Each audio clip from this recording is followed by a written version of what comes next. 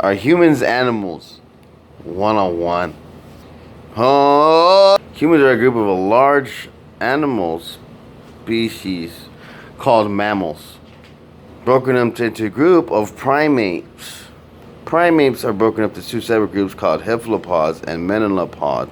Dating back to the 15th century, and prehistoric records clearly states that, depending on whether you believe in science or fiction, dates back to the 14th century, where James C. Adam Henry III clearly stated that he's, in his research, out of the reptilians, which is a cold-blooded reptiles, basically cold-blooded species of animals, and then you have fish and birds.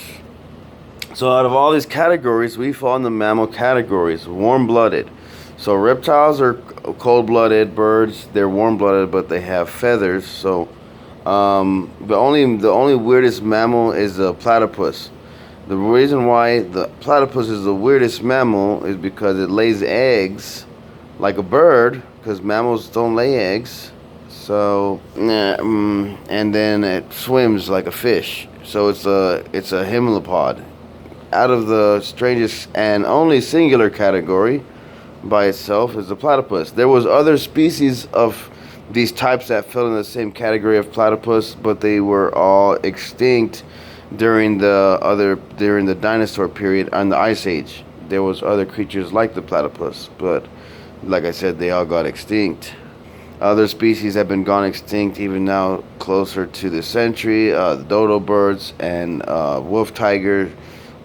Basically, there's a lot of other species that have been going extinct. There's a lot of species in Antarctica that are unrevealed, and like basically the public can't go to Antarctica. There's a small section of Antarctica humans can travel to see the penguins and take pictures to see that it's real. Okay, let me clear this out, okay? Because you guys are not very smart out there. Listen to me. Listen. Although we fall into the mammal category of animals and primates, out of these different types of how animals work, like I was talking about the feathers, the eggs, and crap, we are not animals because we are at a higher category of consciousness. And I mean, yeah, we die like animals, but we have a higher sense of being. Like there's a lot of things that basically differentiate us from animals. Okay, let's say one is that animals, they don't know that they're gonna die. Okay, maybe. So there are some animals like they teach them how to. Animals don't cook their food, right? Now, why don't animals cook their food? Okay, one, they're not intelligent enough to cook their food, and two, they don't appreciate things the way that we have the ability to appreciate things. Like we appreciate, we understand that we are actually conscious. They don't think about their own consciousness. So self-consciousness, self-awareness is another thing. Humans have also been inclined to worship a higher and understand that there is a higher being out there and all possibilities, which means all possibilities meaning that anything is possible, right? That maybe we can live forever, and the imagination, we understand that there is an imagination, and what you can imagine a lot of times you can actually achieve, or understand that it is possible.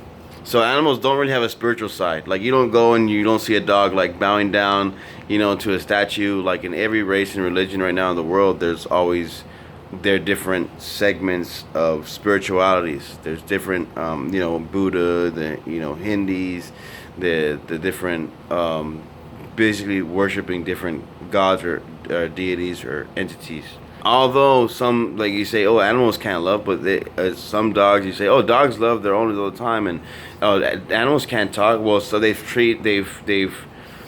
have some apes to do sign language. But although these animals may show a small ability, a small percentage of what we as humans can do, it's nothing amount of love that we comprehend and understand, and the amount of and full comprehension of speech. But the majority of those animals that actually love, like dogs, and the majority of those that know how to speak, is very small percentage of all the animals.